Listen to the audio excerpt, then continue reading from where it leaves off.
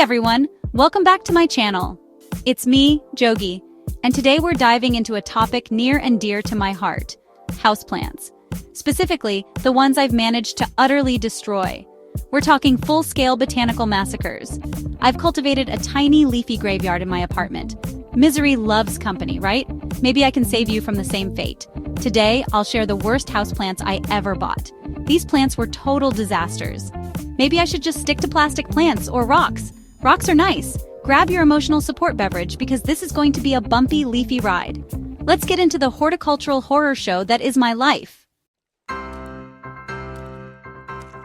Alright, kicking off this parade of plant casualties is the one, the only, the infamous fiddle leaf fig. Oh my god, you guys, this plant, it's like the ultimate Instagram plant, right? Everyone has one looking all majestic and architectural in their perfectly curated living rooms, and I, like a fool, fell for it. I thought, I can do this. I can be one of those cool plant people with a thriving fiddle leaf fig. Spoiler alert, I could not. I absolutely could not. This plant is notorious for being finicky, and let me tell you, finicky is the understatement of the century. It's like the Mariah Carey of the plant world. It demands the amount of sunlight. Not too much, not too little, just this magical, elusive sweet spot that apparently only exists in Narnia.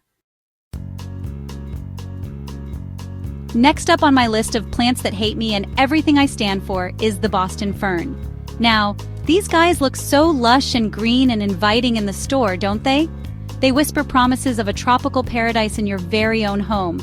They're liars. Filthy green liars. The main issue with the Boston fern, as I learned the hard, crunchy way, is its unquenchable thirst for humidity. It needs constant humidity, like it wants to live in a steam room, basically. My apartment apparently has the humidity levels of the Sahara Desert, because this fern started crisping up almost immediately. I tried everything. I put it in the bathroom, hoping the shower steam would appease its moisture demands. I bought a humidifier and aimed it directly at the fern like it was a VIP guest at a spa. Oh, the Maidenhair fern. If the Boston fern was a diva, the Maidenhair fern is like its even more high-maintenance, emotionally fragile younger sibling. These ferns are so delicate, so dainty, with their little lacy fronds on those thin black stems. They look like something out of a fairy garden. And that's probably where they should stay because in my house it was less fairy garden and more botanical horror story. The problem with Maidenhair ferns is that they are extremely sensitive to, well, everything. Changes in environment, it freaks out. Water quality? Oh, you better believe it has opinions. If your tap water has like one molecule of chlorine it doesn't approve of, it will just start to shrivel. It's like, oh, this water isn't sourced from a pristine mountain spring filtered through unicorn tears. I'm out. Chapter 4. Calatheas, the prayer plants, known for their stunning patterned foliage that moves up and down with the light. Sounds cool, right? And they gorgeous. They have these intricate designs on their leaves that look like they were hand-painted by tiny, meticulous artists. But let me tell you, those beautiful leaves are also little beacons of trouble, just waiting to break your heart with their browning edges. The main issue with Calatheas, much like their fern brethren, is their insatiable need for high humidity. If the air in your home is even remotely dry, those lovely leaves will start to get crispy brown edges. And it's not just a little bit of brown. It's like they're actively trying to self-destruct from the perimeter inwards. Chapter 5. Next up, we have the Croton. Now, crotons are all about that vibrant, colorful foliage. They come in yellows, reds, oranges, greens, sometimes all on the same leaf. They're like the party animals of the plant world, visually speaking.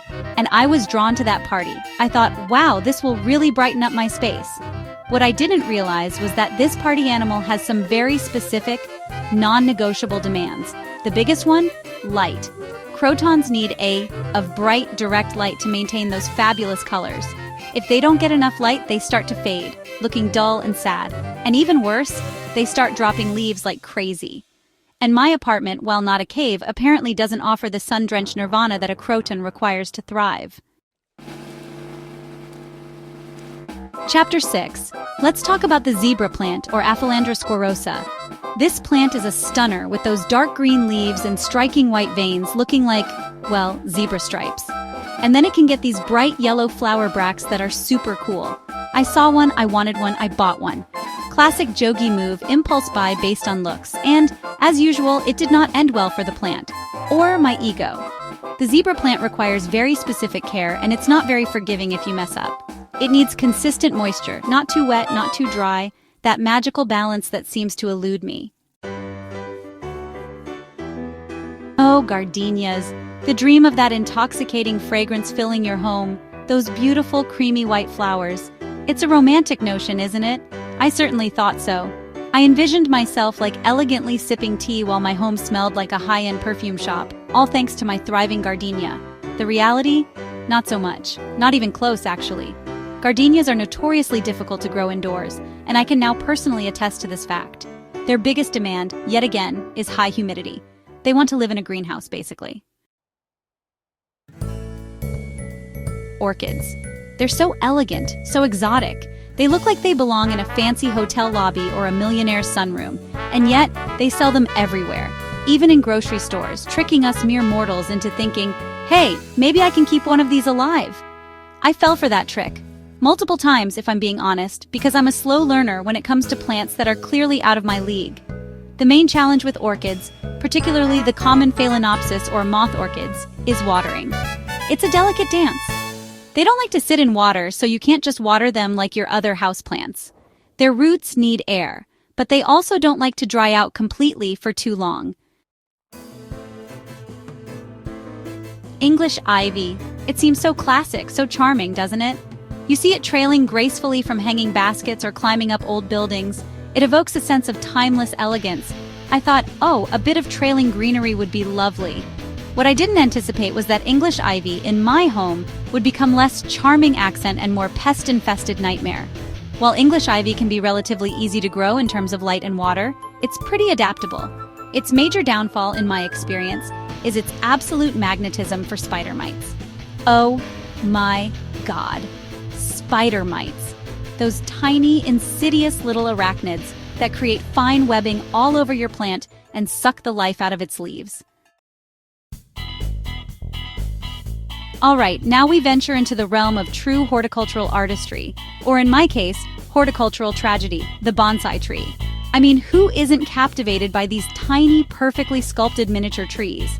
They're like living sculptures. I saw one, a little juniper bonsai, and thought, I am a serene and patient person. I can totally do this. Turns out I am neither serene nor patient enough for the meticulous demands of a bonsai.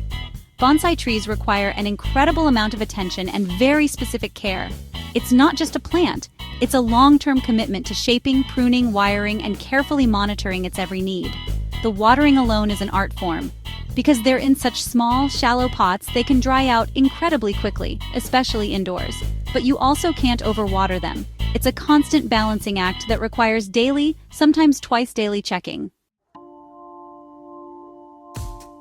Let's talk about Alocasias, also known as elephant ear plants. These are showstoppers, man. They have huge, dramatic leaves with cool textures and veining. I saw one and was instantly smitten. I need this architectural masterpiece in my life, I declared. Alocasias love high humidity. My apartment is a humidity-free zone. Cue the crispy brown edges. My humidity-boosting tactics failed. It was like, I demand a personal steam cloud. Also, they can be prone to spider mites. Azaleas, those gorgeous shrubs that burst into a riot of color, often around springtime. You see them in florist shops looking like perfect blooming gifts. And I, being a sucker for anything that promises a profusion of flowers, bought one. I thought, how hard can it be? It's just a small flowering bush. Famous last words, my friends. Famous last words. Indoor azaleas are a whole different ballgame than their outdoor counterparts. One of their key requirements is acidic soil. Okay, for my final plant disaster, I know what you're thinking. A spider plant? Jogi. Those are supposed to be like indestructible. How could you possibly kill a spider plant? And to that I say, hold my beer. Yes, even I have made a spider plant look absolutely miserable. The main issue I've had is the dreaded tip burn. Those long, graceful leaves get brown, crispy tips, ruining the aesthetic. So there you have it, folks. 13 tales of horticultural woe, 13 plants that entered my home full of life and left as, well, compost. Hopefully, my suffering can be your education. Maybe you'll see one of these plants in a store and think, Jogi said that one was a tiny green demon, and walk away. Or maybe you're a plant wizard and all these plants thrive for you. Please tell me your secrets. Thanks for watching.